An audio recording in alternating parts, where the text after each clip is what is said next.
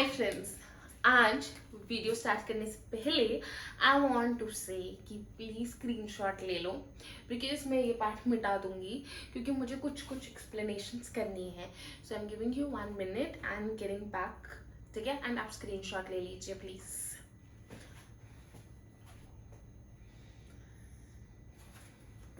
So I hope it is done.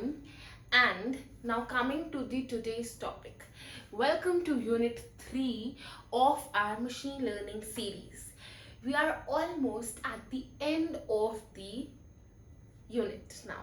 I mean end of the course now. ठीक है, ये unit बहुत ज़्यादा बड़ी नहीं है. It is very concise. हमारे टाइम पे there were multiple topics and I am seeing in your syllabus कि यहाँ पे काफ़ी चीज़ें कट चुकी हैं.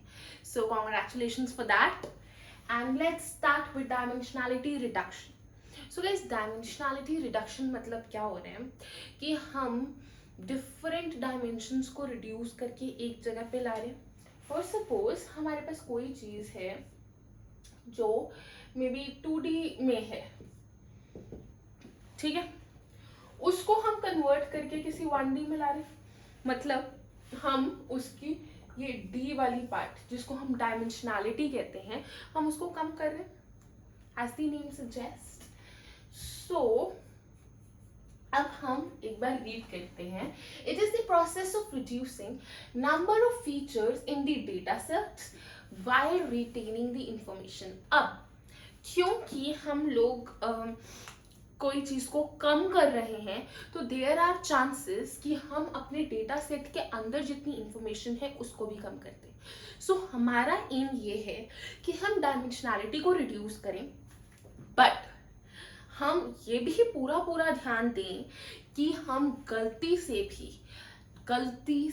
भी इंफॉर्मेशन को लूज करना ना स्टार्ट करते हैं. लुक, मैं ये नहीं कहती 100% हम इंफॉर्मेशन को रिटेन कर पाएंगे, but major important relevant information को रिटेन करना is our priority. Okay guys, so अब हम ये सब कर क्यों रहे हैं? डायमेंशनैलिटी रिड्यूस करने क्यों है? जो 3D में रहने, जो 2D में रहने, तो हमें क्या फर्क पड़ता है? बट फर्क पड़ता है. क्या फर्क है? फर्क ये है कि हम जितने ज्यादा D होंगे, ठीक है, जैसे 1D 2D 3D जितना होगा उतनी कॉम्प्लेक्सिटी भी बढ़ती है और उससे हमारा जो सिस्टम की परफॉर्मेंस रहता है ना, वो भी सिग्निफिकेंटली रिड्यूस होता है. सो उस चीज को हमने हटाना है, इस वजह से हमें डायमेंशनैलिटी रिडक्शन का यूज करना पड़ा. अब अगेन यही बात हमने जो मैंने भी एक्सप्लेन करी, वो यही कह रहे हैं, transforming high dimensional data with low dimensional data. ठीक है, अप्रोचेस क्या है? देखो, दो चीजें होती है, फीचर सिलेक्शन होता है और हमारे पास फीचर एक्सट्रैक्शन होता है. ठीक है, फीचर सिलेक्शन में क्या होता है? देखो, दोनों का गोल ऑल्दो सेम है, बट हमारा तरीका डिफरेंट हो जाता है. गोल यही है कि हमें डायमेंशनैलिटी को रिड्यूस करना है और इंपॉर्टेंट इंफॉर्मेशन को रिटेन करना है. बट इधर हमारे पास wrapper method and filter method आ जाता है और इसमें फीचर एक्सट्रैक्शन में क्या होता है? हमने नया कोई भी फीचर को क्रिएट किया. कैसे क्रिएट किया? कंबाइन कर दिया उस फीचर को हमारे ऑलरेडी एग्जिस्टिंग फीचर्स से. ठीक है, ट्रांसफॉर्म बाय कंबाइनिंग और transforming the original one.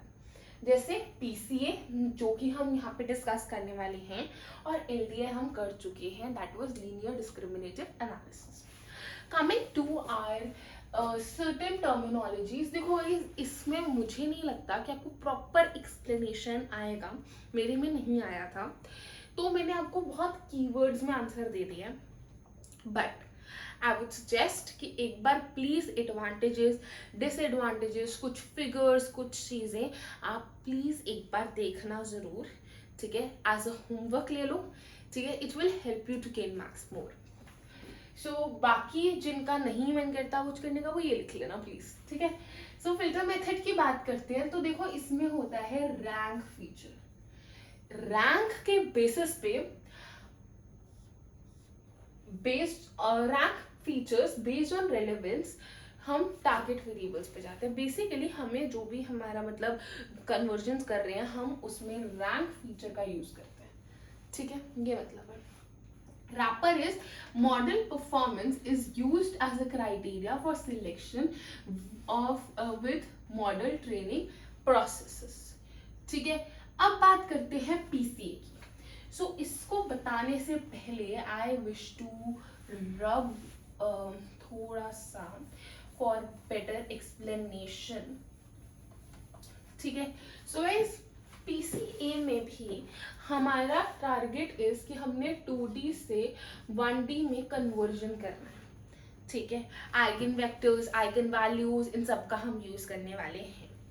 But कर क्या रहे हैं, सपोज हमारे पास ये कुछ है, ठीक है। अब हमें इसको व्यू करने के मल्टीपल वेज हो सकते हैं। सपोज फर्स्ट वे ये है, ठीक है, सेकेंड वे मैं इधर से देखूं, मे बी थर्ड वे मैं इधर से देखूं, ठीक है।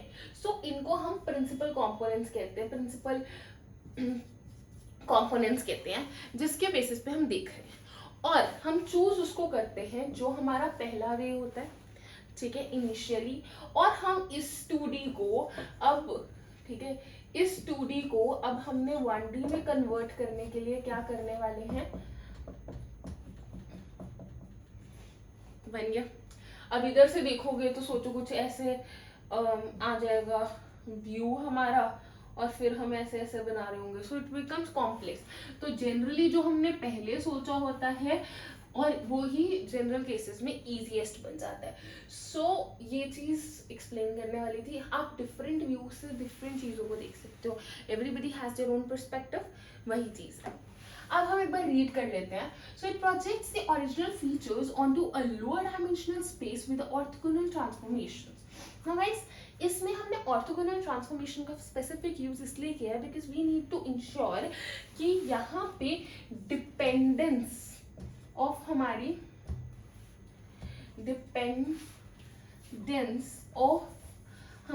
प्रिंसिपल कंपोनेंट नहीं होना चाहिए, ठीक है। उसके बाद हम बात करते हैं कि it is based on variance, covariance, eigen vectors, eigen values, eigen factors. So इसके बहुत सारे न्यूमेरिकल्स होते हैं जो कि आपके सिलेबस में नहीं आएंगे इन व्हाट आई नो, ठीक है। So I am not doing that. अगर किसी को डिस्कस करना हो कमेंट सेक्शन पे बता देना, विल सी, ठीक है। 2D से 1D में कन्वर्ट करता है and number of principal components can be less than या equal to number of attributes for building model. ज्यादा नहीं कर सकते बिकॉज जितना ज्यादा हम करेंगे फिर वो फीचर्स हमारा उतना ही ओवरफिटिंग का केस बन सकता है। नो डिपेंडेंस की बात मैं बता चुकी हूँ। और इसके बाद there are multiple programmes, principal components, ठीक है। हमने फर्स्ट वन ही चूज करना है, इसके बारे में भी हम बात कर चुके हैं। That's all for this video. Please don't forget to subscribe the channel and please like, share and comment. Subscribers बहुत ज़रूरी है तो please वो ज़रूर कर देना guys, ठीक है। Thank you so much and again screenshot ले लेना। All the best for your exams. Bye bye.